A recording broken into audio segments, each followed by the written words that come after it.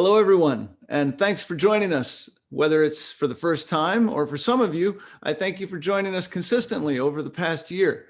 The first Private Markets Insider webinar was June of 2020, and you've all made this ride worthwhile as we continue to build a valuable community of investors around valuable investments.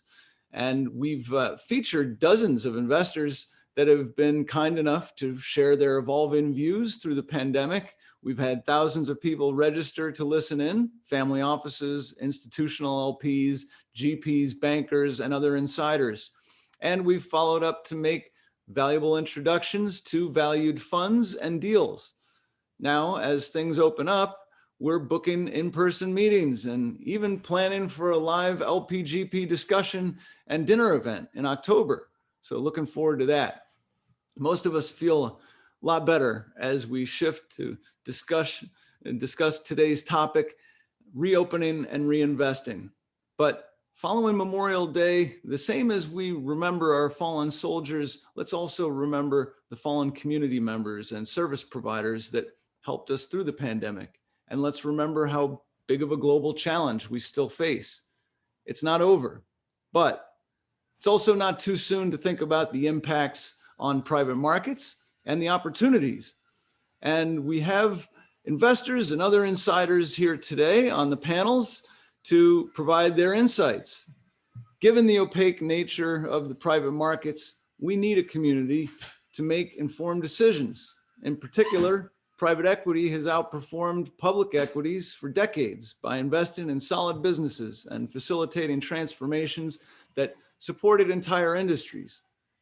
In the lower mid-market, PE has done even better by expanding smaller, often family-owned businesses that need a trusted partner, especially as change comes at an accelerated pace and offers better opportunities than ever.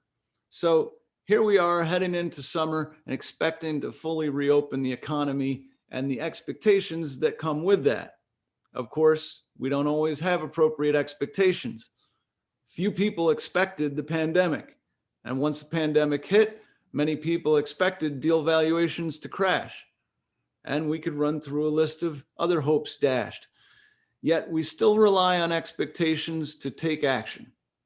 We plan and execute based on the observations and guidance from people we trust. So that's why it's crucial to hear from others in our community, others that share our priorities and shape our plans. Investors and advisors are among those that stoke the flow of funds that will determine what happens next. Meanwhile, fund managers and other deal sources identify and facilitate those opportunities, and the symbiotic relationship continues. So I thank the insiders in our private markets community for being thoughtful and taking action that helps drive and revive the economy. Like the heroes more celebrated in other institutions throughout society, it starts with people that make them work. So thank you, and let's get into it. First, a couple of program notes as we review the agenda. I'll share that on the screen here for you. And the following presentation is for informational purposes only. None of the information shared or the opinions given are to be construed as an offer to buy or sell a security. If you have any questions for the speakers during the program, please use the Q&A feature. We'll answer as many questions as we can during the webinar, and we'll follow afterward to answer any remaining questions and to have any conversations where appropriate. And with that, I'll take down the agenda, but these and more details on speakers are available on our website for Private Markets Insider.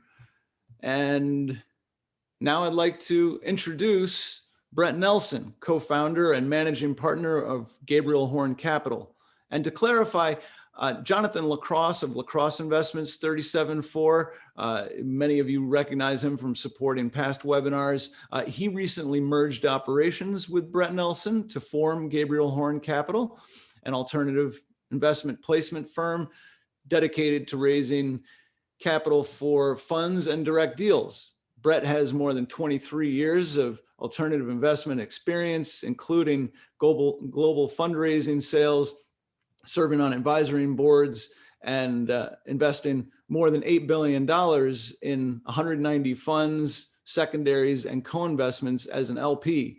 So he has valuable perspective here as an LP and GP and working throughout the industry. As an example, Brett is beyond being co-founder of Bright Harbor Advisors. He was prior principal and head of global equity for Aon Hewitt, the consulting firm providing alternative asset advisory services with $2 trillion in assets under management. He also acted as a principal of Invesco Private Capital Investing in private equity partnerships and secondaries through various fund-to-funds, serving large pension plans, among other clients.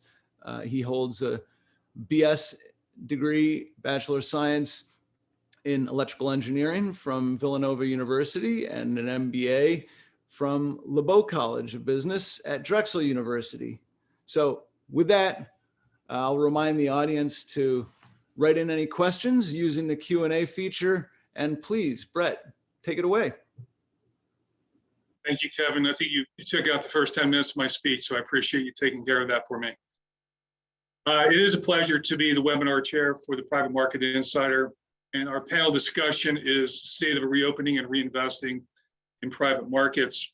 As you see in the agenda, we've got three distinguished members of the PE industry, including Rabb, who's an MD at PA Capital, Ami Samuels, who's a partner at Gatewood, and Derek Schmidt, who's a director of private equity at Marquette Advisors.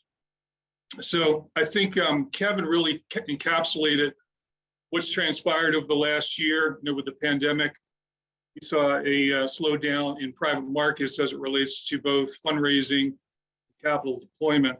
I would say that has changed recently from what I've seen on the capital raising side. LPs are starting to take meetings, and commitments are actually starting to happen. So we've put together a list of questions regarding the state of the industry. And I thought the best way to do this would be for the first topic, which is the state of the industry, have each of the speakers here do a little intro about themselves, as well as what they do at their organization, as well as what they do in private equity, and maybe summarize just a quick summary about their take on private markets relative to where we are in the pandemic.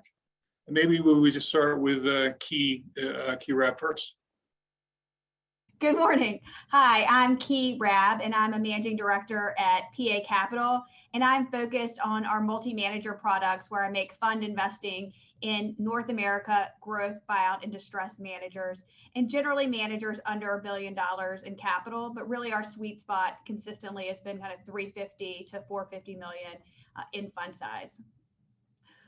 So that's generally what I do. Within the state of the industry, we are told to use either a word or a phrase, and I'll use a phrase. And what I was thinking about is to quote Bruce Springsteen, that I feel like it's born to run. And I say that in the sense of, are you running to or are you running from? And I think we'll get into that more today, because depending on which side of the table I'm sitting on, am I buying in or am I selling, what industry, et cetera, sometimes I feel like I'm running to, and sometimes I feel like I'm definitely running from. I guess I'll jump in. My name is Ami Samuels. I'm a partner at Gatewood Capital Partners. Very nice to be here this morning. It's a pleasure to be speaking to all of you. Hopefully we'll have some dialogue through the chat function as well. Gatewood Capital Partners is a private equity firm. We focus on anchoring new funds, typically private equity, private credit, real estate. The only things we're not currently focused on in the alternative world are hedge funds and early stage venture capital. I know venture is hot these days, but we don't do that. We make a significant capital commitment in the first closing. So we basically catalyze the fund formation process with the managers. Currently, we're committing between 30 to 50 million per manager. Our target fund sizes is 2 to 500 million, can be up to $1 billion, a little bit lower. But our model is a partnership with the GPs, minority non-control with a sunset provision at a certain AUM level. All the economics revert back to the GP. Happy to talk more about that later and if there are any questions. But in terms of a word or a phrase to summarize our key take on the state of the industry, I would use two words. It's intensifying momentum. We saw a period, obviously, during the pandemic of people, first of all, trying to figure out, how they're going to talk to other people and, using Zoom and conference calls, and deciding to basically view the market and hold back a little bit on either making commitments to funds or re-upping to existing funds. And then I would say that about 6 months ago, and more substantially in the last 3 months, with the increasing pace of vaccinations, people are starting to take in-person meetings. People are, in full swing. There are a lot of emerging managers out there, which is the universe that we're talking to. And we'll get into specific strategies that are of interest to us. But I would say intensifying momentum, maybe not at the rate that we saw a year and a half or 2 years ago, but certainly much more than 6 or 9 months ago. Derek, up to you. Hi, everybody. It's a pleasure to be here. My name is Derek Schmidt, Director of Private Equity at Marquette Associates. I also lead our Alternative Investment Committee. Marquette Associates is an investment manager, investment advisor located in Chicago. We help 450 institutional clients in advising them in their investment portfolios. In terms of the private markets and private equity, it's certainly expansive. As was touched upon, there's a growing number of managers that are being attracted to the space. From an institutional perspective, it's a critical component and a growing component of most institutional portfolios. And so, you have this kind of marriage of a lot more managers coming to the space with a lot more interest in deploying capital in the space. And so I think it's pretty expansive at the moment. Okay, so thank you for that introduction, very helpful. And Amy, I do like that intensifying momentum explanation. You may want to trademark that. No copyrights needed. So as we go through these questions, if any of you have a different view on what one of the other panelists or speakers are saying, please, by all means, really what makes the conversation interesting when you get different perspectives from different sides of the table. The natural question, which is the next one, which is what opportunities are most interesting to you as the economy reopens as it relates to strategy or sector? And maybe we'll continue with the normal flow with Key, if that's okay with you. Sure, that works. I would say, as we re-entered, it almost feels like we have re-entered in many ways. I would say I've never been busier in my 19 years at PA Capital with fund manager opportunities available and open right now. And part of that is just because of the robust exit environment that we've seen as well. I would say within that, talking about the robust investment environment, we've seen certainly or hearing from our managers that a lot of the middle market and larger even investment banks are at capacity. And so they are not necessarily accepting all the mandates of exits that are out there. And I do think that creates opportunity with where we focus, which is in the lower mid-market, of the ability to potentially find some more off-the-run opportunities. Additionally, when mandates are getting taken, we're also hearing that they're running more limited processes.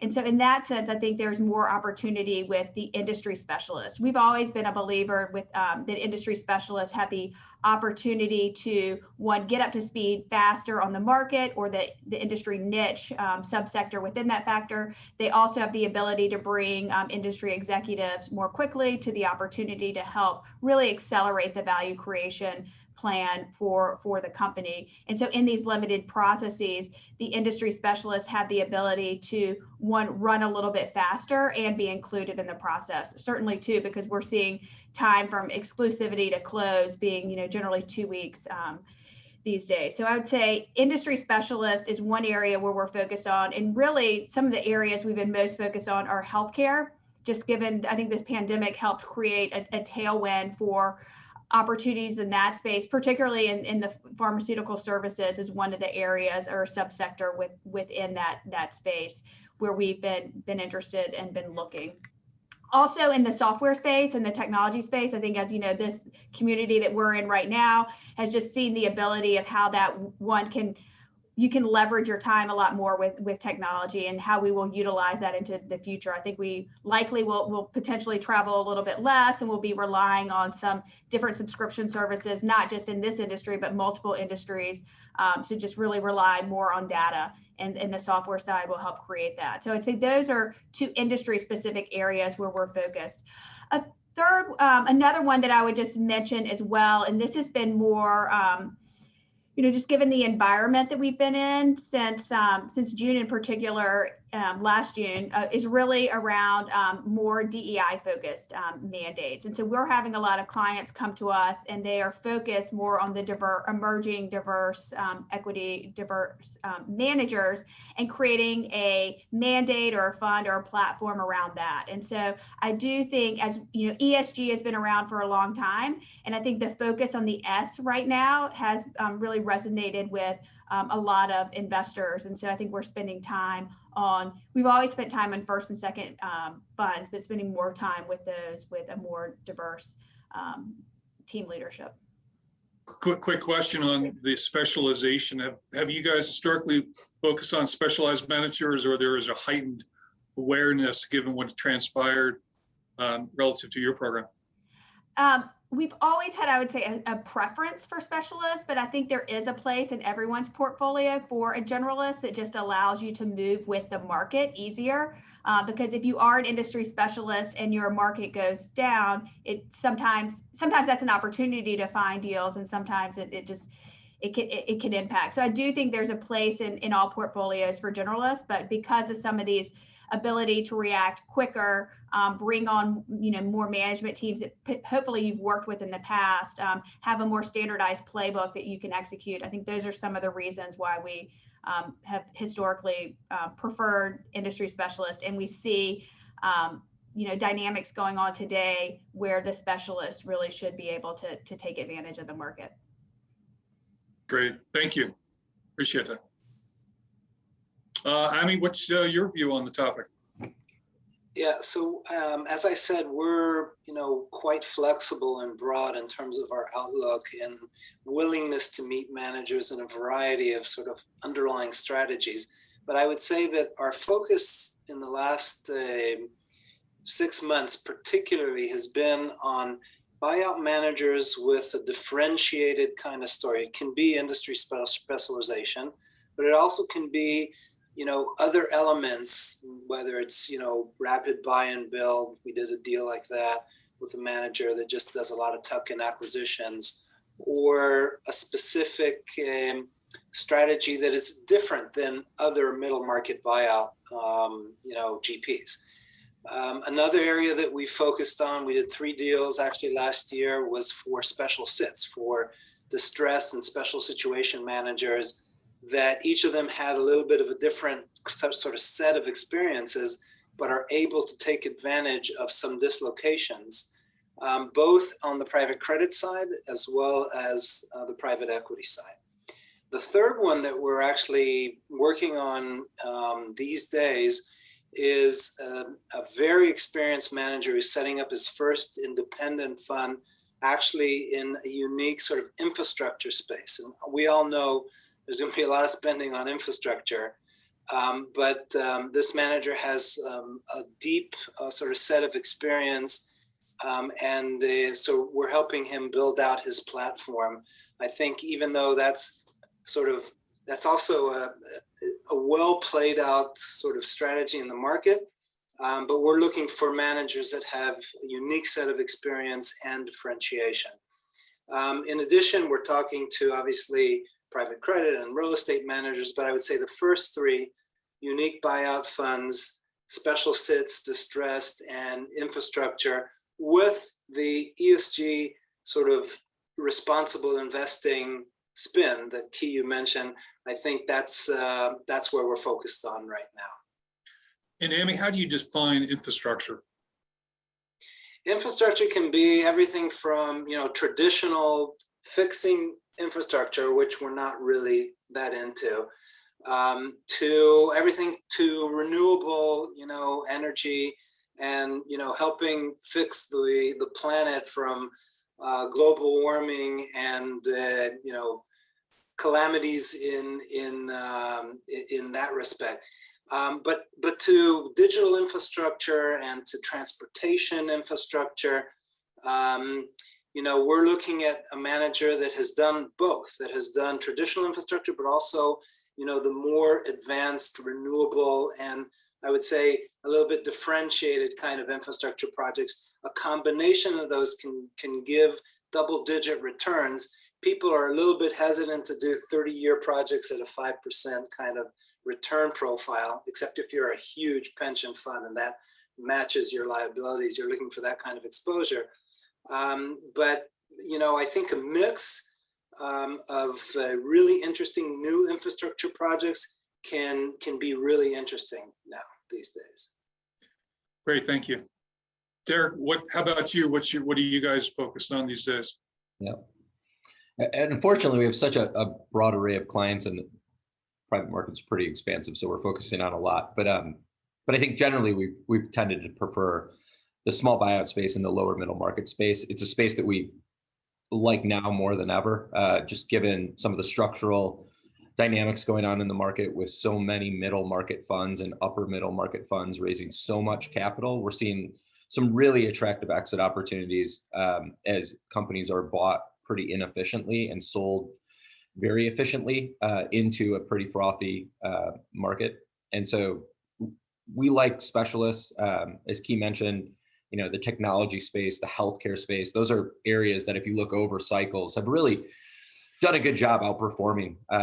And then there's some other areas of private markets that haven't lent themselves to closed-end investing. It takes a lot longer to identify and transform businesses. And so, trying to overweight our capital with specialists in those two areas has been a priority. Great, thank you. So obviously the discussion is regarding the pandemic, and I know as an investor you're always trying to figure out where the puck is going. What is your biggest concern going forward at the macro level? Obviously, I think with the pandemic, most people think with immunization and the way the market's turned around and the robust spending at the corporate level, that things have sort of cleared up in the near term. But going forward, do you have a specific macro level concern that you currently have? I guess I'll start with Key. Okay. I would say this is building a little bit on Derek's point, just having, and I guess all of us do focus more on the low mid market, the small buyout space. I think we are just concerned with the amount of capital in the asset class right now and the level of competition that's created on valuations and pricing, and what that, on the entry point right now, what that means for returns in the future. We are right now getting exceptional exit opportunities, just given all that capital. There's both the larger funds that have plenty of dry powder. They're now the SPACs, IPO market is open. And so there's lots of exit avenues that are creating great returns right now. But for the sustainability of the returns in the future, I think, that's one of the things that we're, thinking through for, this vintage year and last year as well, what that looks like into the future. So I think that's one of the things that one of the reasons why we've continued to actually get even smaller in the fund size, I would say more recently, and even more emerging in the managers that we've been backing as a result, just because we've probably seen the best returns if we go back and look since our inception in 1997. Fund twos, surprisingly, it's not always the fund one, just who's been the most consistent performer of, getting the best outsized returns. It's been a fund two. A lot of times the fund one, there may be some first time fund mistakes that they may make. And so while you may have some outliers that really outperform, for us, it's the fund two. So I would say we've definitely been, focused more on the smaller managers. We've been more, cognizant on fund size increase. I think, you used to hear the 300 is the new 500. It seems like the 500 is now the new 2 billion. So I think we're certainly having more discussions on even managers that are performing now. If they are raising their fund, they're tripling their fund size. Like, is it now time to get off the bus, just given some of these challenges in the market with competition and those sorts of things. So I'd say given what's going on in the environment, we're more focused on the smaller managers as a result. And that's one of many challenges in this environment. Great. Thank you, Key. By the way, Brett, just wanted to touch base here. We have about 15 minutes left in your panel, but there is a question coming from the box that seems relevant. What are the critical attributes that you look for? And that might go to Key. I think it came up while you were speaking, Ami, and is relevant to you. But what are the key attributes you look for in order to support early tenured funds? I'm happy to start and then pass along. I mean, I would say one of I mean, obviously you need a track record of doing whatever the strategy is, and an attributable track record, you know, either as a pre-fund basis or coming from a prior firm. But I think some of the attributes that we look for is a real strategy focus, and you can even be a generalist focused just on, you know, founder-owned businesses, et cetera. But having the strategy articulated by everyone on the team in the same way, I think is really important, that everyone's looking for the same type of deal. So there's a consistency in investment philosophy. Because if there's a breakdown there, that's where you start seeing either a breakdown in return, like a bifurcation in returns by partner, or you see disruption early on within the partnership. So I would say that's one aspect. We also have a preference for I would say young and hungry. So people, you know, are just going to bust through the wall to get it done. Just very motivated individuals and competitive. And you can see that throughout their career, that's how they've always performed. And again, the fund size discipline. I think we see a lot of first-time funds these days that are coming from other funds, and their other fund, we'll just say, had a $650 million fund, and so they think they should raise 500. And we would just say that, you know, being cognizant of what you want to do and how that maps to the market and what the market wants too. So potentially leaving room for co-investors and having a smaller size is something that's interesting to us as well. I'll pass the ball. Yeah, so I'll just add a couple of things. You know, I agree with what you said, Key, but I think that for us, a key element with a good team, with a good track record, is differentiation, because there's so many managers out there trying to raise a lower middle market buyout fund or a special sits fund or even an infrastructure fund, that you need to be very focused on what differentiates you and why should somebody, you know, take a bet on you as opposed to another 10 managers that are piled up on his desk. And so obviously the things, Key, you mentioned, but also the team, the depth of the team, the experience of the team, the attribution of the track record. But a key element for us is what makes you different and unique, and how are you guys going to do well and stay cohesive as a team for the next 10, 15, or 20 years. Derek? Yeah, I think a lot of it's been touched on. I think, you know, one of the things we're very focused on and super cautious on is there's a lot of funds out there raising capital. Not all of them are institutional quality. There a lot of funds that have a lot of unknowns. They don't even know what they're missing. To Key's point, you know, groups that have deployed capital together and have a consistent value creation strategy, groups that have a strong LP base that can keep them in line from industry standard terms, groups that understand how to structure a portfolio. There's a lot of really smart investors out there that, as they come into private markets, think they can do this, but understanding pacing, understanding bite size, understanding the risk they're taking within the portfolio. There's a lot to be cautious of with many of these kind of new entrants. And talking through this, the other thing I would mention is just building out the team for even the future, for what you expect, and building it early. So having the back office set up, you know, with the CFO, and just really building for the future, I think that sends a signal that, like, you believe in yourself, honestly, and you believe in the team and the strategy, and that this will happen. And I think that just having that build for the future mentality is helpful. And I guess that relies a little bit to the hunger factor. Yeah, and Key, to that point, I mean, just the fund size creep, that's one of the biggest risks in the market right now. I mean, building ahead of the growth and building to a manageable amount of deployment is really important.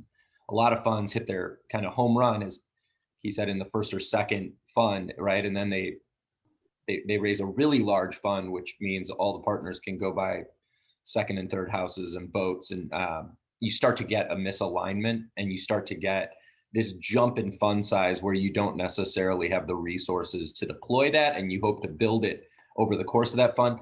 That usually is the recipe for that trouble fund where you get into a fund where you're ahead of your skis. Well, great, thank you. A natural question is, how has your process changed in the past year? I know, speaking to a lot of LPs, they've relied on doing more Zoom meetings and doing more due diligence calls, doing virtual due diligence, in persons, if you will. I think some of that is eased a little bit, but relative to your investment process, anything you've changed, maybe something you've learned over the last year that you can utilize going forward that maybe further enhance how you make a decision on specific investments or funds? I'll jump in. So basically, we've continued the process that we had before, with the exception of not being able to meet the team until the very end. We did actually insist on meeting with the team face to face, even last year, at least in an outdoor setting for a day, to get to know the people, even with a mask on, or but we insisted on that. What I would say is that I think everybody's now thinking, okay, what else on the extreme side can go wrong with this business, with this model, with this strategy? Whether it's another variant of the virus that closes the economy back down, or a geopolitical issue, or something else that will cause a contraction of the economy, goes back to your question about macro risks, potential macro risk, or if there's an inflationary spike or an increase in interest rates, how does that impact the specific strategy that the manager does? And do they have sort of a playbook that deals with potentially really restrictive kind of issues in their industry? So I think that everybody does their diligence and they stress test the model. They do upside case, a downside case, a base case, but now maybe they'll input also more extreme kind of analysis and cases that maybe investors didn't ask for before. What happens if your business is shut down for 6 months? What happens if your business is, goes down, revenues go down, or our EBITDA is not there for 12 months? What's your backup plan? How much capital will we need to support those businesses going forward? So I think it's more extreme stress testing in the various strategies in one kind of angle. I'll jump in next. I agree. For us, it's listen, the private equity is an inherently people business. And so meeting face to face and getting to know a team, really diligencing that team and their resources is important. The last year it's been difficult to meet face to face. But in absence of that, I think we've really leaned on doing additional reference checks. I mean, we've always done reference checks. We found them very important during COVID. Again, people business. I mean, the way people are treated, the way funds and managers communicate with their investors, the value add that they really add within their portfolio companies. You can get a lot from reference checks, and reference checks have been a little easier in COVID, where everybody's home and a little bit more flexible. And so we've leaned on that to do more of it. Yeah, I mean, I would second that. We've done a lot more reference checking than we ever have in the past, and using the technology resources, of LinkedIn to find connectivity of people that aren't on the reference sheet to really dig a little bit deeper. But that said, I mean, we all of us have been in this space for a long time, and even before the pandemic, we had known a manager roughly 4 or 5 years before we even committed to their fund, even as as an independent sponsor or at their prior firm, or just watching the existing firm. And so that has made it a little bit easier, so that while we can't meet face to face today, we have met face to face in the past. And I think too, we've always done, one-on-one interviews with the senior members of the team. We may have gone a little bit deeper within the team set and maybe talked to them a little bit longer in this environment, but certainly found that it's possible to do it via Zoom. We did have a question that came off that I think may be apropos, and this may be a good one for Ami to start off with. And do you see many potential first-time managers from current independent sponsors? We do. Independent sponsors have been together for a while as a team, not just a one-person show. Obviously, spin out teams, big source for us. People who've been working in another fund or, decided that they want to focus on their own business in a smaller fund. Definitely independent sponsors have been an important kind of dialogue channel for us. Yeah, and I would say the independent community is a great community. I think it's a great way to build your track record. It's a great way to start meeting institutional investors and having them co-invest in your transactions. And we certainly have co-invested with independent sponsors and had a great, understanding of their process and how they work. And then when they did come to raise a fund, we came into their first close because we have, had a good experience working with them as a co-investor. Yeah, I'd echo that. I mean, independent sponsors are an interesting area to source co-investment. Co-investment's been a growing area of most private equity deployment. So to the extent you can find some interesting deals and get to know a manager before they raise their first fund, it's helpful in the due diligence process. And I think we may have touched upon this a little bit, but your focus shifting in the coming year, anything materially different relative to willingness to do first-time managers or sectors or specific strategy or even geographies outside of the U.S. Anything that's changed as a result of this reopening and reinvesting in private markets? I'll jump in again. So we are really focused on the U.S., North America, U.S. and Canada. We are actually in diligence. We have had discussions in the past with respect to Western European managers. So we're not really focused on Eastern, Europe or other emerging markets, Asia, Africa, or South Latin America. But we are in diligence with a couple of very experienced groups in Europe. There are opportunities there. It's much more complicated because every country has their own, law system and culture, obviously. But I think that the U.S. will remain the major market where we sponsor and anchor groups. I mean, for us, it's just an even more of a focus on smaller managers, on fund size, and the team. So I'd say we are, I think I mentioned that before, but we've started that throughout the pandemic, and I think we'll be continuing that as we continue to invest over this year and next year, for sure. Yeah, for us, it would be continued focus on two of the growing areas of the market. So the areas that we've seen growing quickest are kind of the private credit space, as along with the growth equity space. I mean, over the last 5 to 6 years, you've seen a lot more managers come into that space. There's been a lot more investment opportunities in the space. And so continuing to work with good groups in those areas, we see it as an incremental source of deployment. One other question that came up was, with many assets at peak levels, what structurally uncorrelated alternatives are you seeing? I know it's very hard to time the market in private equity, but sometimes there is, long-term vision. Certain people may be ignoring certain sectors or strategies, but with the assets at peak levels, anything specifically that comes to mind as it relates to uncorrelated alternatives? Yeah, for us, we've seen managers who are, as I said earlier, sort of special sits, distressed and turnaround specialists, people who can take good assets that have been mismanaged and really didn't know how to get through this difficult period, buy it at good valuations, relatively good valuations.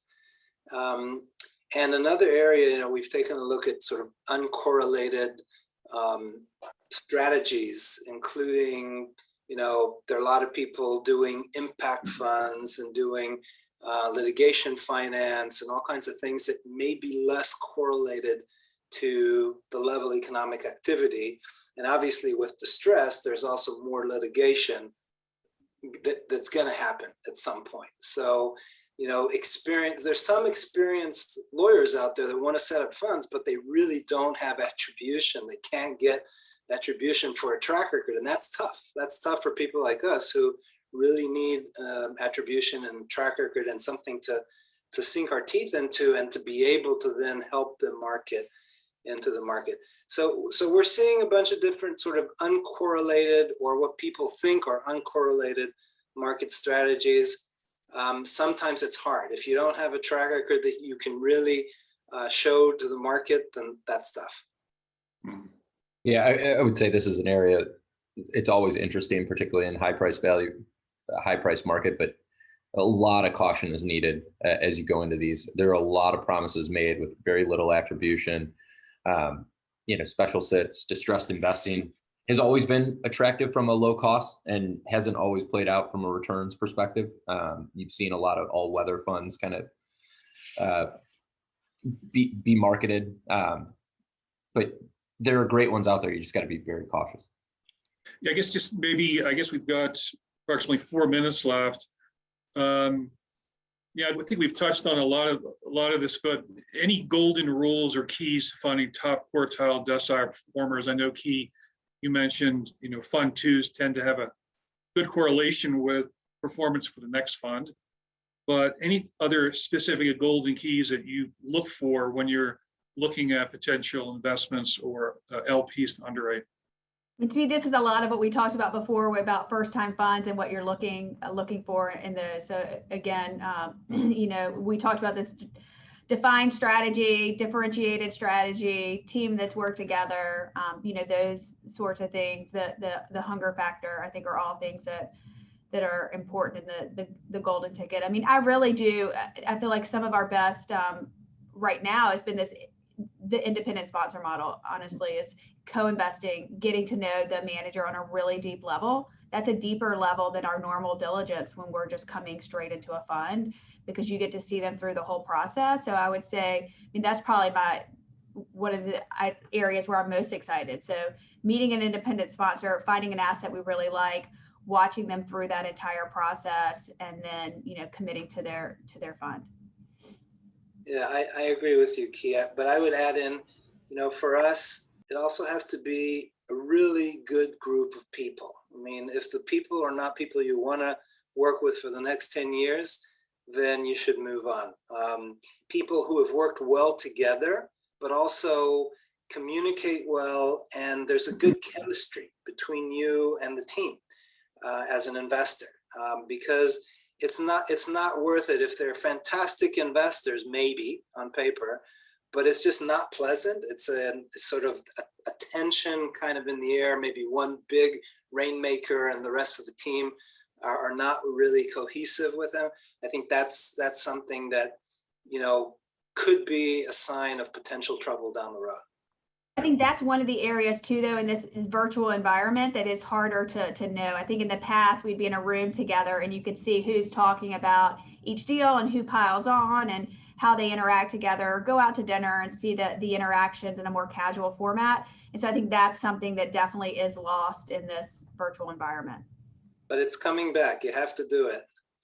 I think most investors should be aware of it's, first-time funds, great source of potential returns, but be very cautious on first closes for first-time funds. I mean, there's a lot of promises that are made of, we're going to have a really strong first close. We have all these anchor investors, and they often fail to materialize or disappoint. And that can change structurally the strategy in terms of, is the strategy still deployable at that scale?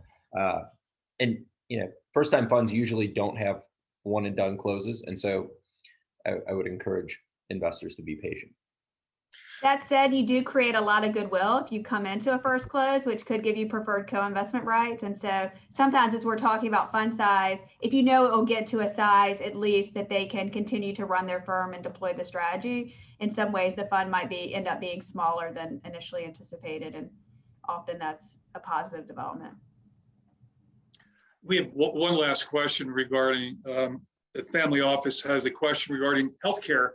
And obviously, healthcare is a very broad list of sectors.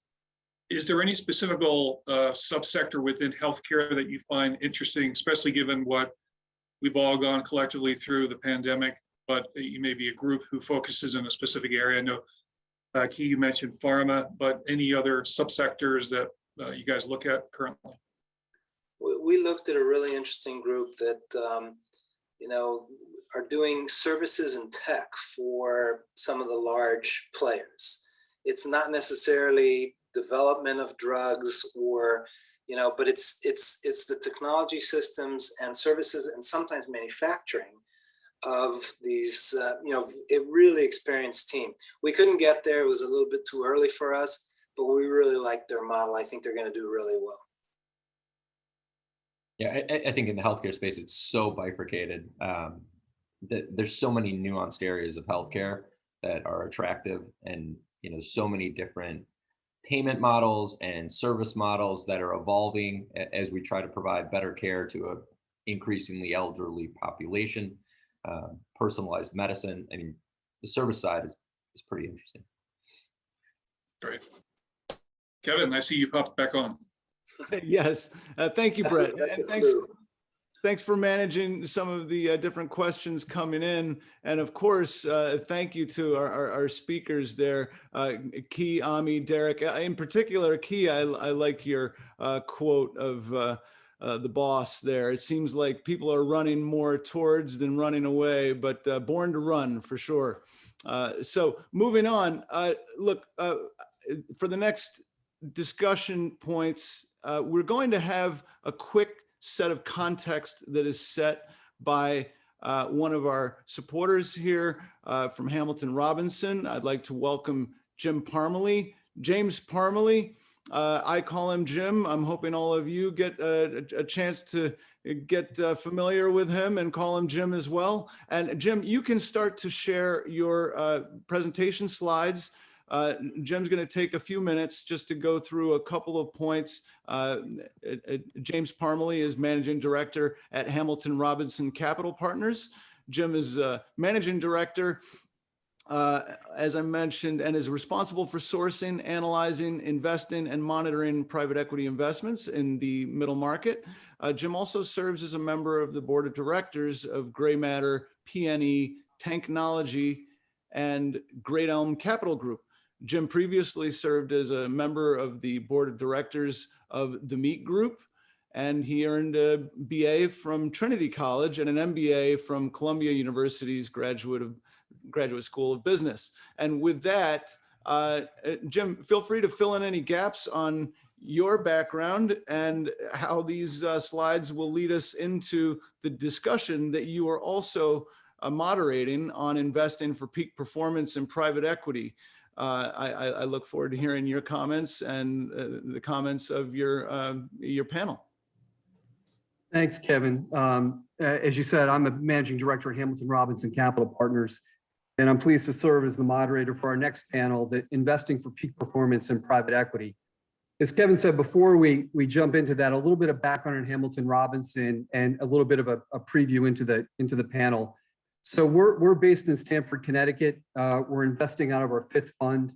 We are control investors, and we typically represent the first institutional capital in the family founder-owned businesses that we acquire. We're exclusively focused on lower middle market B2B services and industrial companies. The panelists are going to provide their perspective on the current state of the private markets. Where we sit, it's a robust environment. We're seeing elevated valuations for sure, but we're still seeing attractive opportunities. And we have a theme orientation in the way we invest in. We outline in the third bullet here a few of the themes we're focused on as we invest our fifth fund capital in our fifth fund. I want to just highlight one of those themes: automation and productivity enhancement in a labor-constrained environment. Our first fund investment, our first platform investment in Fund 5, which we closed earlier this year, was a company very much a beneficiary of that trend. A company called Zone 4, based in Orange County, California. They're an installation services company that deploys highly complex warehouse automation systems to leading retailers, including Amazon, Walmart, Kroger, and others. And their differentiation is really the management processes and expertise that are required for these types of sophisticated initiatives. We're looking for businesses as we invest Fund 5 that have a secular tailwind. And these themes help us to identify companies that have that tailwind, that demand visibility that is really critical in terms of how we invest. So in terms of the panel and thinking about stepping back for a minute, just what are the key drivers to generating consistent value creation? And these are some of the things that we're focused on at Hamilton Robinson and have been a key formula for our success. One is avoid the auction process. So differentiated sourcing. We intensely cover over 1,200 small brokers throughout the US. These are 1 or 2 person investment banks And we insert ourselves into their highly inefficient processes that really creates great outcomes for us. It's really the primary channel in which we close acquisitions. A second is executing buy-side searches for companies that fit many of the themes such as warehouse automation that I mentioned previously. In fact, we have an active search in the warehouse automation space to basically find other companies in that broader value chain in warehouse automation that would complement what Zone 4 is doing. And then finally, it's leveraging our network of relationships. We've sourced a number of platform acquisitions through executive affiliates who provide referrals to us or other relationships within our broader ecosystem. The second key factor that we think is just critical is value creation. And what we call ours is the path to 3X, cash on cash return, which is our base case return profile. You need a repeatable value creation playbook that we, in our case, that we've refined over the years. And for us, there's really 4 pillars. It's a culture of equity ownership, professionalization, operational excellence, lean continuous improvement is a big part of that, and then executing strategic add-ons. And what we do is we customize this playbook for each of the acquisitions so that we optimize the ultimate outcome. We have a partnership approach with management. We think transparency and incentives are key. We operate at the board level. We partner with our management teams to drive value creation across our hold period. And then finally, for us, it's competing on something other than price. And on the last panel, there was a lot of talk about specialization. We are specialists, and we leverage our experience in B2B services and industrials in those sectors to really redefine the conversation with a business owner. Given our understanding of the businesses, we can create a connection with that business owner and develop a shared vision of where we want to take that business collectively over our hold period. There are other different factors we use as well, value-added directors that we source from our ecosystem, can provide either domain expertise and that's specific to that's helpful to that company, or it could be a functional expertise such as lean continuous improvement that I talked about. And in that Zone 4 acquisition, we brought in a former CEO of a national systems integrator in the warehouse automation space, which was highly attractive to those business owners. We've also used management solutions when the founder or the family is not staying with the business, where we've identified a CEO pre-close as a differentiator. And then finally, we'll use structure at times to help the various founders or family owners achieve the objectives that they're looking for. So that's how we think about success. And with that, I want to introduce our panelists. Really pleased we have a great panel here today. So we have Sara Bowdoin, Managing Director at Siguler, Guff & Company, Michael Elio, a partner at StepStone Group, and Sebastian Zhao, who is an investment specialist at the Alpha Square Group. And what I'd like to start off with, if each of you could introduce yourselves, your firm, and provide a word or phrase that characterizes your perspective on the current state of investing in private markets. And Sara, maybe we could start with you. Sure. Thanks, Jim. Sara Bowdoin, a managing director at Siguler, Guff & Company. We are a $15 billion fund manager focused on very specific fund-of-fund strategies, one of which is what we call our small buyout opportunities funds, which is what I work on exclusively. Through that strategy, we're targeting small and lower middle market private equity funds that are targeting companies kind of $3 to $20 million of EBITDA. And we're also a very active co-investor in those same size companies alongside our fund managers, as well as independent sponsors. As far as a word I would use to describe the market right now, I think hyperactive is what I would use, both on the buy and the sell. As Key mentioned before, I mean, it's a very active exit market, trying to take advantage of some of the high prices in the market right now. But on the flip side, also looking for value opportunities in the small and lower middle market, where there are a number of funds chasing similar sized companies and strategies. So just trying to pick our spots there. Great, thank you. Mike, could you share a little bit about yourself and your firm and strategy? Sure, I'm Mike Elio. I'm a partner on the research team at StepStone based out of our New York office. StepStone is a $330 billion asset manager and advisor to clients all over the world. We've got about 600 employees in 19 offices, deploying about 55 billion a year into private markets. So we have quite a busy team doing everything from early stage venture to the large buyout space. I will say, if we're talking about, I agree with Sara. I was going to use the word intensity. It's just intense right now.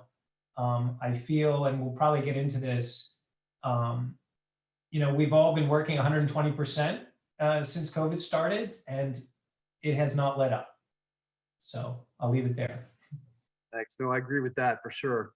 Sebastian, could you introduce yourself? Yeah, sure. Happy to. So Office Square Group, we're a family office actually based in New York. So we do multiple strategy across a multiple asset class. So we do directs, but also invest across different funds ourselves. But primary focus would be growth stage companies, and sector focus would be a lot of enterprise software and fintech sectors.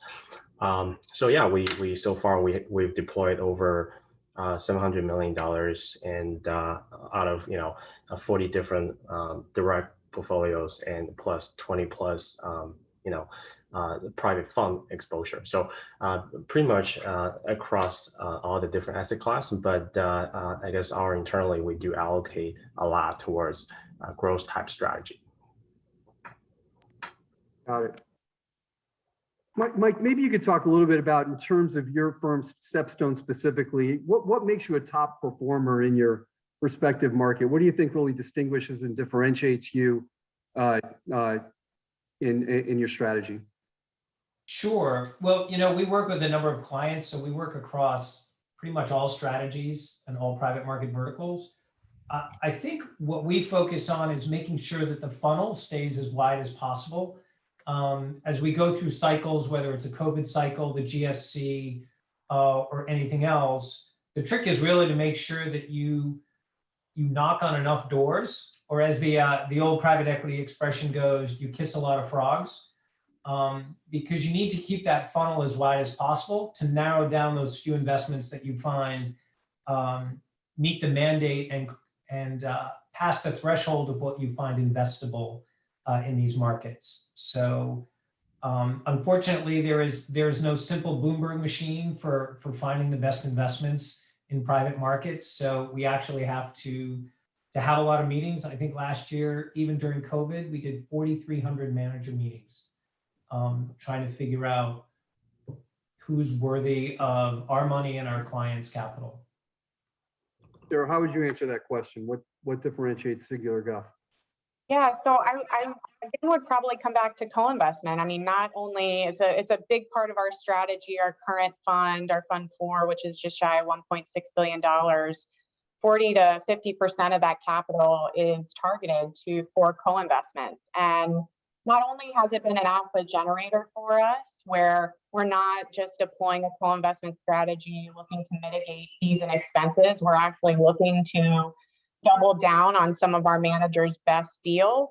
But it's also a great way, as I think the last panel mentioned, to get to know someone and to really look under the hood of how does this manager diligence companies? What is their value creation plan? Where are they seeing the risks, and how are they going to mitigate those during the investment period? And so it's obviously a big part of our strategy from a capital standpoint, but it always does help on the fund side as well. So I think that's really helped us remain a top tier performer.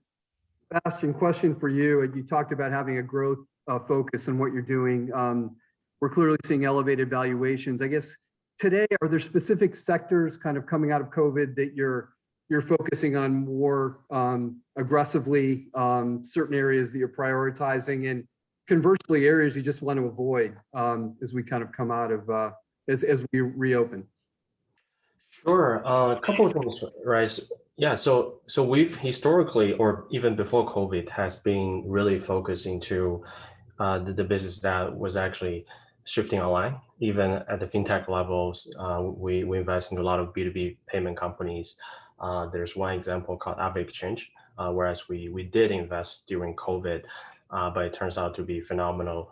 But we invest at a much lower valuation throughout 2020.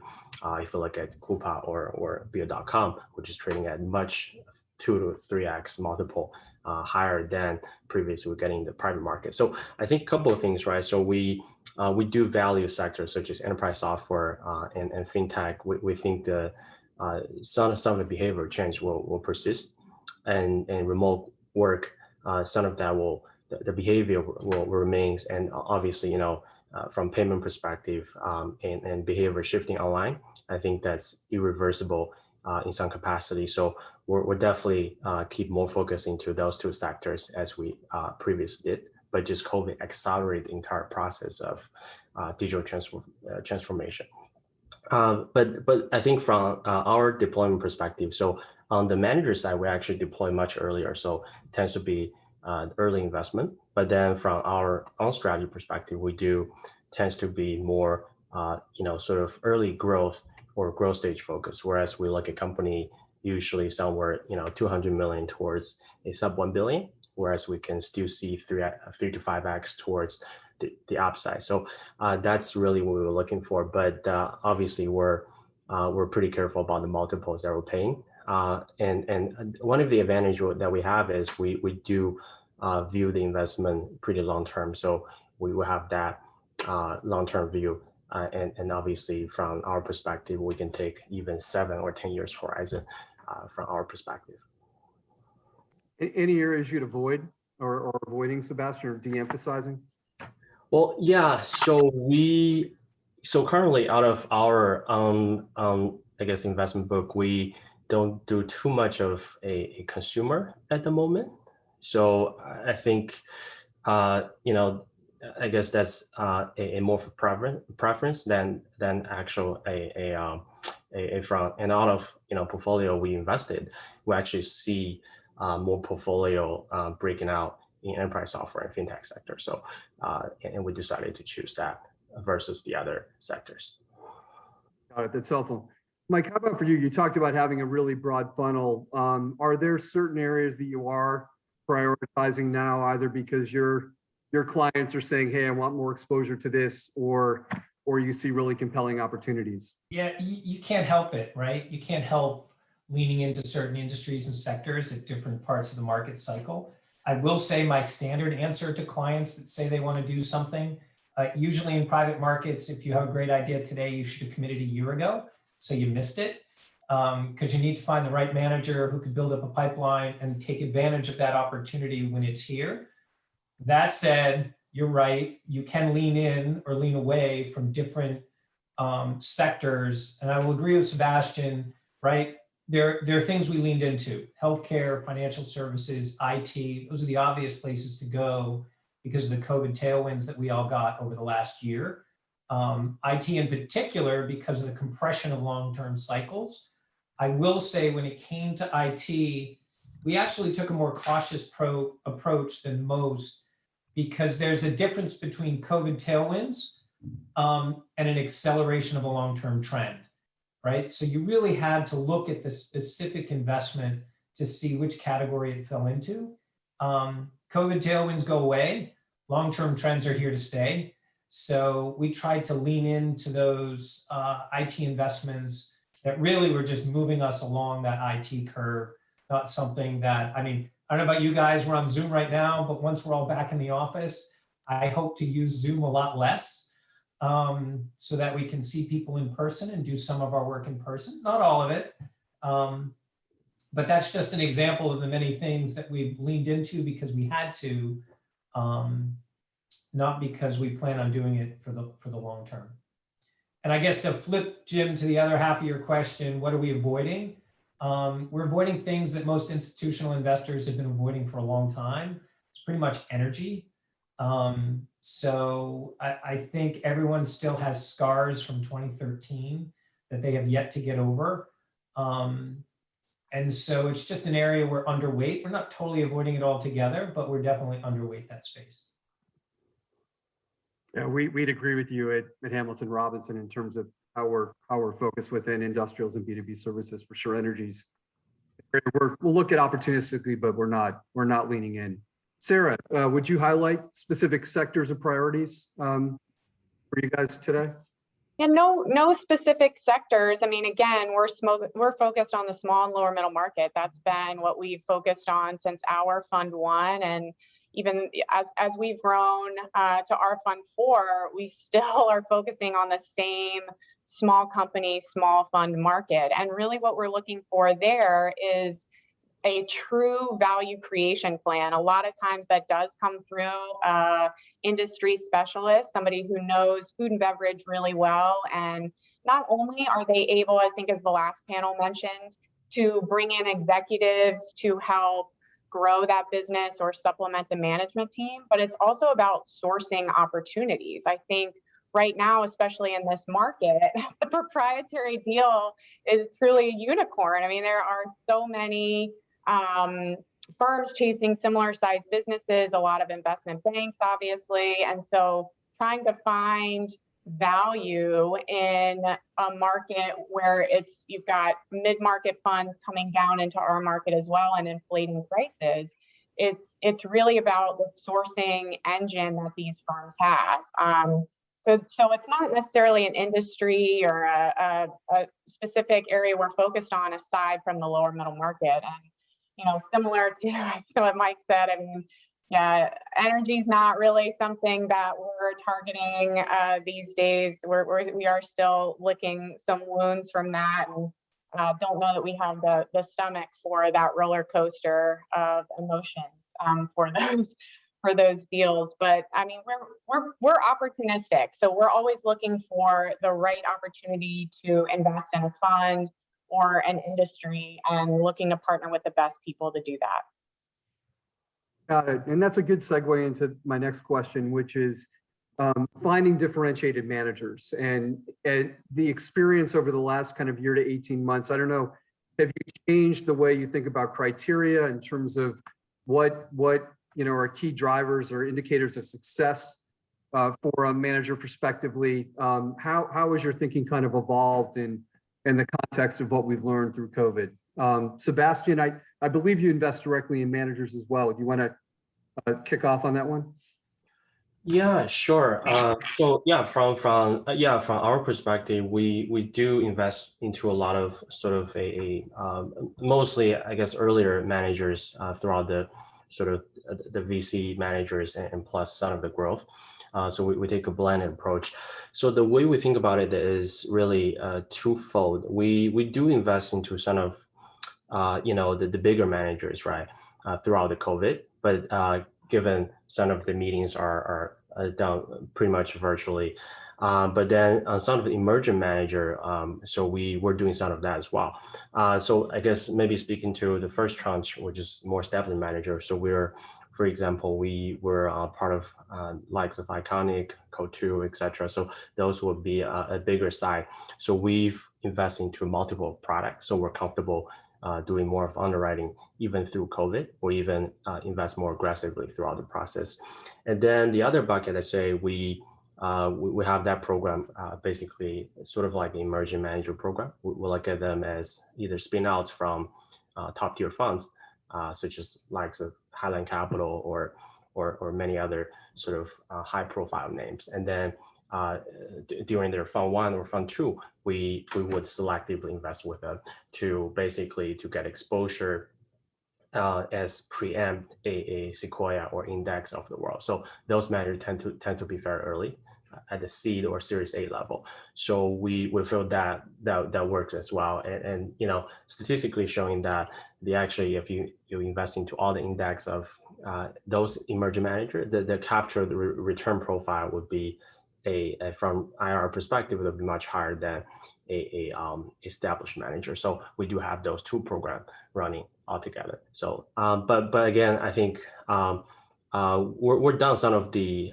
investment or fund commitments over Zoom these days. So we're adopting that, but it is a process in place. So I think historically we haven't done that.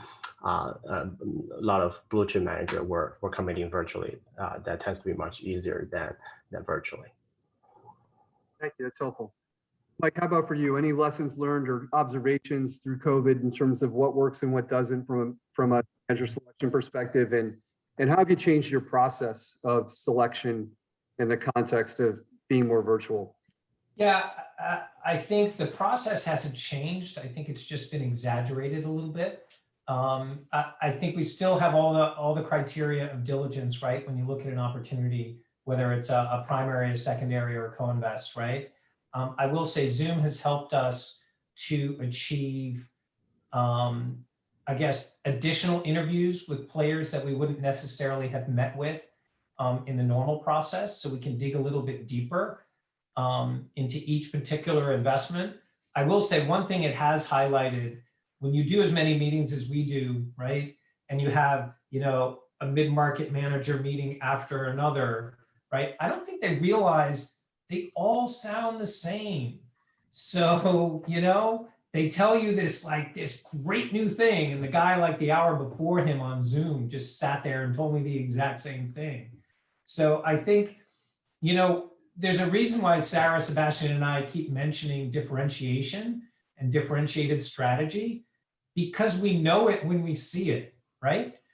Because it truly does stand out when you get someone that has that network, that connection, that pipeline of opportunity. And those are the ones that you embrace, right? Whether it's a first-time manager or someone that's been doing it 6 funds in a row, you can truly see those that specialize in certain either sectors, strategies, or geographies. So I have to say it's really just exaggerated the best practices that we all are using. So I would say, I hope we're kind of post-COVID, I guess, right? I don't know where we are right now, but I'm hoping some of that additional deeper interaction we're getting with a broader set of the investment team continues post-COVID. Sara, how about for you? Yeah, from my perspective, look, one of the things we love about the small end of the market is it's an evergreen opportunity. It's constantly shifting, both in groups that graduate, if you will, and move up market, as well as spin outs from bigger firms kind of coming back to their roots. So we're constantly in the market, talking to placement agents, investment bankers, attending conferences, all looking for the new groups and existing perennial small buyout managers. So that's really where we're focused. As far as how our process has changed, not much from what Sebastian and Michael have said. We are obviously doing a lot more over Zoom versus in person.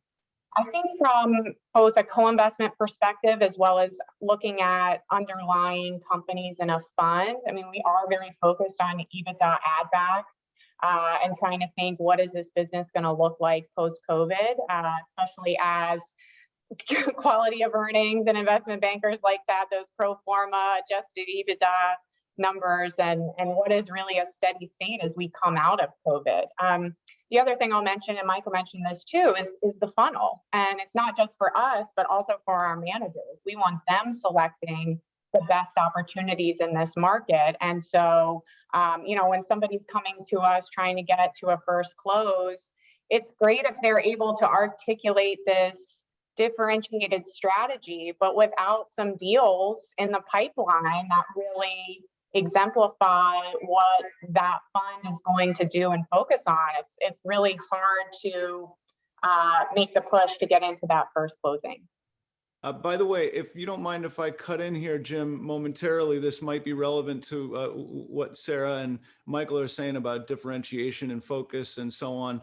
This came in from the box for all of you. What is your criteria for, or you might view it differently. What is your criteria for bringing well-skilled third-party operational support for current portfolio companies, as well as being part of the early stage as far as SIM review and LOI evaluation and acquisition bolt-ons?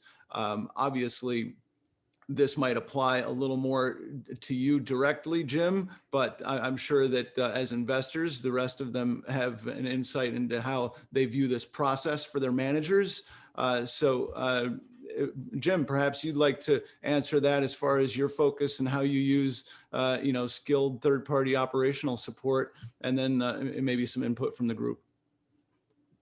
Yeah, thanks, Kevin. So yeah, we actively, we have 10 investment professionals, but we punch above our weight. And the way we do that is through our group of executive affiliates that assist us not only with kind of pre-acquisition diligence, as they're both domain experts in our focus areas of B2B services and industrials, but they can provide functional expertise to evaluate what's the opportunity for working capital improvement or to improve efficiency in a sales process or et cetera, things of that nature. So we're big advocates of using third-party resources kind of pre-close, and then post-close, we'll leverage those executive affiliates to serve as board members for our portfolio companies. We'll bring in experts in sales management, experts in improving working capital efficiency, improving expense management. So we will absolutely bring experts in to help us or assist us in driving value creation during our hold period. It's a big part of our program. So anyone want to kind of add on or have additional perspective to add? I guess my only add would be, yes, we also interact with third parties. I think about 2/3 of our co-investment are pre-signing deals that we get involved with the GPs. So we do lean on a lot of the third-party advisors and consultants that the GP has used in the process. So yes, we are supportive, and yes, we do involve those. I think one of the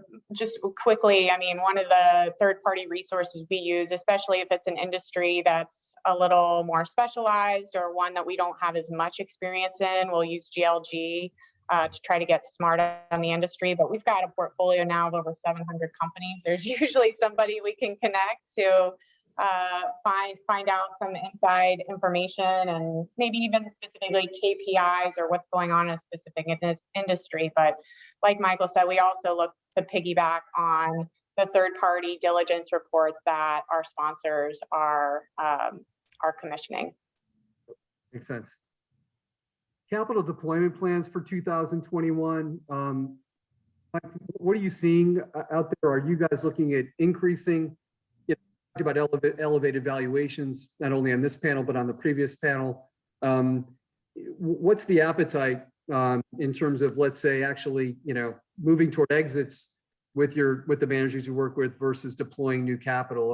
Do you have a bias today, just based upon what you're seeing from a valuation and opportunity perspective?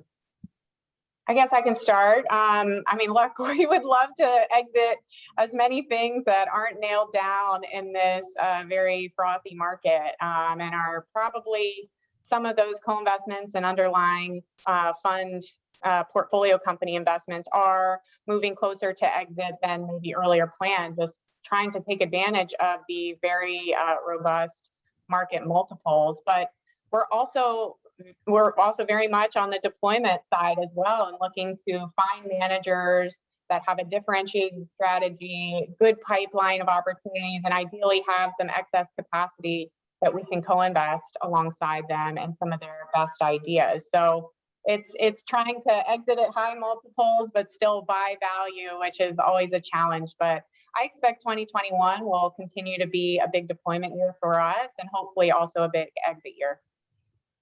Sure, I guess I'll add on to that one. Look, I have to give LPs credit. In 2020, they committed on pace.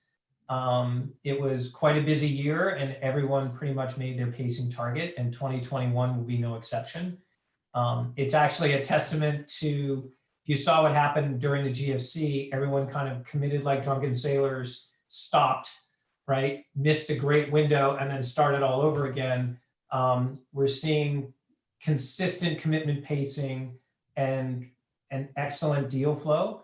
But to Sara and Sebastian's point, right, you need to focus in areas where you're not overpaying, right? We can talk about macro, we can talk about sectors we like and we're avoiding, but at the end of the day, it's a particular company that you're focused on, and that's really what you're assessing. Because you can have a good company in a declining industry and a bad company in a growing industry, and it's really how are you going to make money on this asset? I will say in the year to come, I expect this to continue. I will say most clients still have their relationships at the large end of the market and they're keeping those. But a lot of the focus continues, and it's a trend we've seen over the last few years, keep looking to the small mid-market to deploy their capital where valuations haven't gotten as frothy. And there's always that bolus of capital above it to buy those companies once they've invested in them, grown them, and gotten them to the next stage. No, I'd agree. I mean, we typically, for our platform investments, it's at the low end, it's a $3 million EBITDA business. At the high end, 14, 15. And we are still, valuations are up, but at the same time, we're still seeing some really attractive opportunities. Specialization to create differentiation is absolutely what we do. Hey, Sebastian, maybe a question for you on what do you see the biggest risk going forward as you think about executing on your program in 21, 22? What's the biggest risk, either macro or micro, that you'd highlight? Yeah. From I guess across the portfolio, definitely there's concern on inflation. That's one thing, because a lot of our company or exposure that we had through venture portfolio are a lot of growth company, right? So and tends to be initially get an IPO on smaller to mid cap.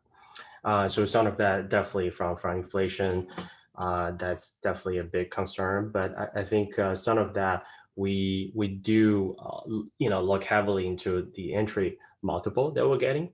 So we'll see probably there's less multiple expansion in the market through this growth name. But as long as I guess the earnings or the company growth has keep continuing, we'll see more growth momentum keep going. So I think when we underwrite, so we take a pretty conservative approach towards multiple expansion, but more towards the company growth itself. So that's how we view it. But definitely we're taking a relatively conservative approach. And some of that we're also getting shares from likes of Snowflake or those type. And definitely it's not cheap comparatively. But I think some of that we're getting from managers, and some of that we invest directly. So we always take a pretty conservative view towards how we approach and against our holding period. So I think that matters as well. Sense. Sara, anything you'd highlight? Yeah, I think one thing that we're seeing some of our portfolio companies struggle with right now is labor. Kind of across all industries, both entry level and kind of mid to upper level, as well as just trying to attract talented individuals into these businesses.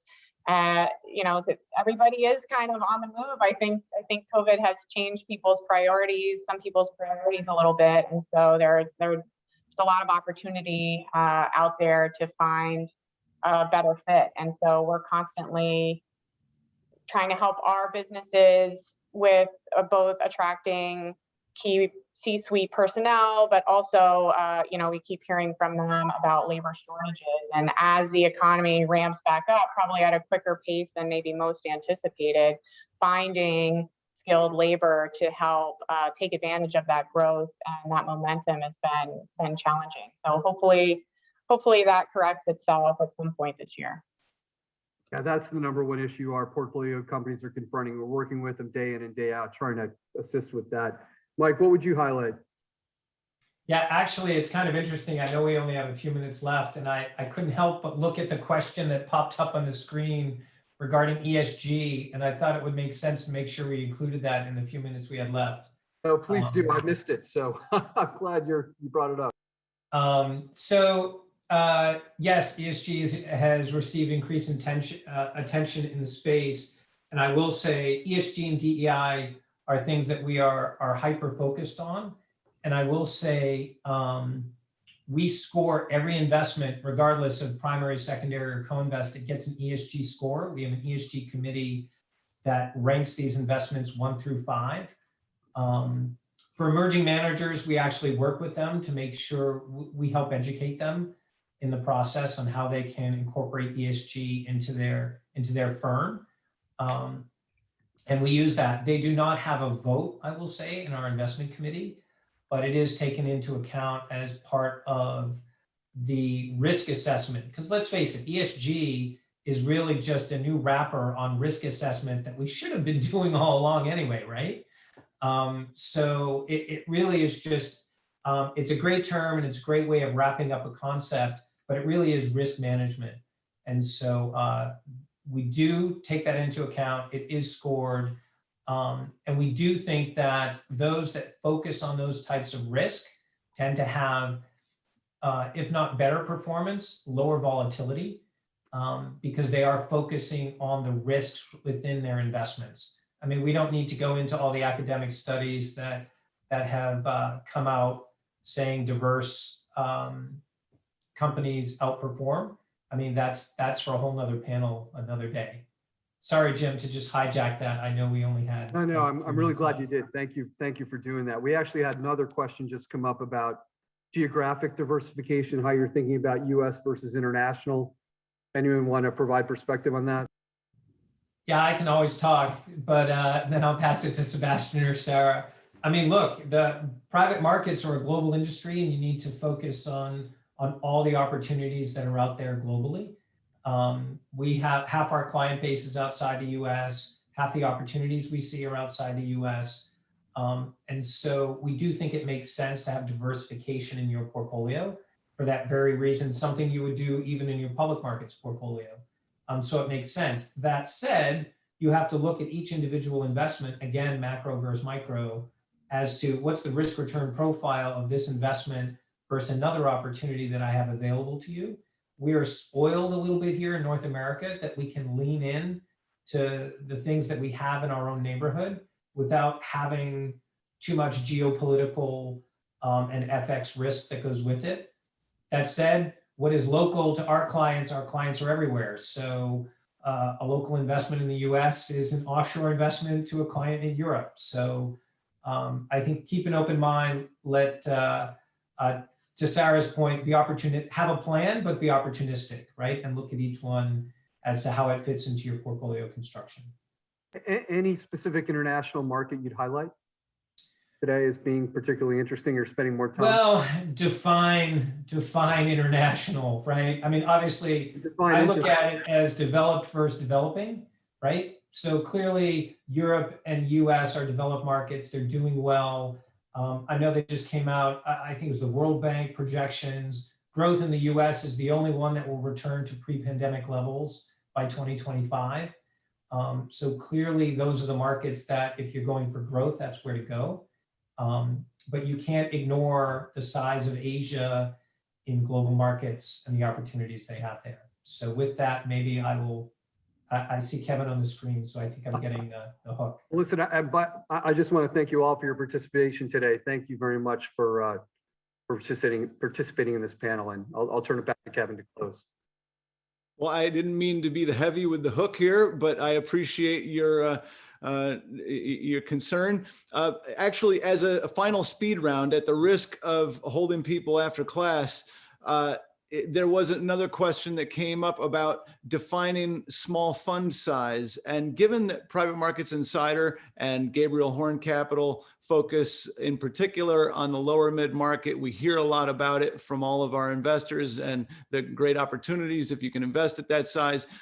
Maybe each of you can quickly just define what you consider a small fund, and consider that even Hamilton Robinson, which has been around since the 80s, has stuck to its knitting with smaller fund sizes to keep pursuing those smaller deals. So, you know, as you define small funds, how do you define emerging funds? And please, if maybe each of you gives a couple of seconds, and then we'll say goodbyes. Well, I'll start since that's our whole strategy is on the small, lower middle market. We typically define that as funds sub 500 million. And really our sweet spot where we find the most opportunity is in that $1 to $350 million fund size bucket. But again, what we're really targeting is small and lower middle market companies. So funds that are investing in companies with, call it 3 to 20 million of EBITDA. I mean, that's where we're focused. So you could have maybe a bigger fund size that is still looking at those size companies, which we would entertain, but I would say our sweet spot's been in that 1 to 350 million fund size. And, you know, we do a lot of first time funds. We're not afraid of that as far as emerging managers are concerned. So we'll entertain 1 to 100 Roman numeral funds. Thank you, Sure, Mike. I guess I'll go next.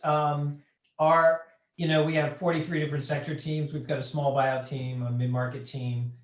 We could fight all day long on what's a small buyout fund versus a mid-market buyout fund. So we just put a stake in the ground at 1 billion because we want to make sure our team can focus on relationships as the funds grow. And we felt under 1 billion, it meant that you could stay with that relationship for a longer period of time. If we put a stake in the ground somewhere lower, it would be flipping from one team to the other. That said, there are funds over that are small company size, right? Small buyout managers. As far as emerging markets and definition, we have a whole team that does emerging market investing. Emerging manager investing, sorry. And since we do separately managed accounts, we go by the definition of the client. Every client has a different definition. It could be funds 1 through X. It could be first-time funds only. It could be spin-out groups. It could have an MWBE angle. It really just depends on what the client definition is, and that's what we run with. Finally, Sebastian, feel free to answer the question. I know it's not as intense of a focus for you, but also any final remarks about just the family office perspective on emerging managers and relationships you've developed. Sure. Happy to. Yeah. So a lot of managers we actually invested are mostly sort of, investing to ventures. So the size is not comparable in private equity. So I think from our view, we definitely sort of looking for or prefer managers around 100 million to 400 million. So essentially with decent size, but also potential to generate outsized returns consistently. But then there's a sort of a lower end, which usually under 50 million or so, we view them as a micromanager. But we do see a lot of those managers have the potential to, a lot of are actually emerging manager or spin outs that to preempt the likes of Sequoia, the likes of Excel. So they actually invest ahead of them. So I think those opportunity, we view them as attractive as well.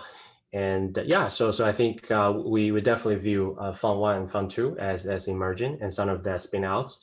And for example, there's a Lightspeed spin out. So we view them as first time manager or first fund, second fund, usually we view them as emerging manager. That's how we define internally. But so I guess if that helps.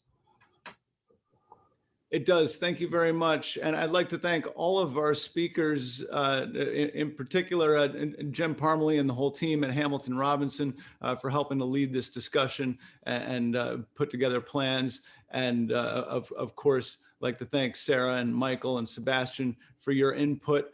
And, where there are certain topics that are still coming in, we might follow up, to make any relevant introductions or start conversations where we can be helpful. Our next webinar will be on September 1st, discussing back to school topics and things along the lines of how to outperform in private equity and growth equity, very relevant to this audience and this group of speakers. So hope you join us next time. And you can sign up using links that I'll be sending shortly after this webinar, and we'll be announcing more details on that, as well as the Private Markets Insider Summit, October 6th. Many of you have come to some of the dinners or events that I've done live in the past, and we hope to carry that tradition to build relationships beyond just this kind of online interaction. So looking forward to that, and plans are forthcoming. And we're still open to speakers and ideas for topics as we plan for both dates. So we're taking the summer off and look forward to any of your input. As the final reminder, Private Markets Insider is a platform for identifying investors, funds, and deals through relevant content and our community. So feel free to reach out and chat about what you're seeing, what you'd like to see, and I may follow up with some of you to chat soon about deals and funds that may fit your interests. And meanwhile, I sincerely hope you enjoy your summer with friends and family. That's a new thing. And as things open up, please enjoy. And goodbye, everyone.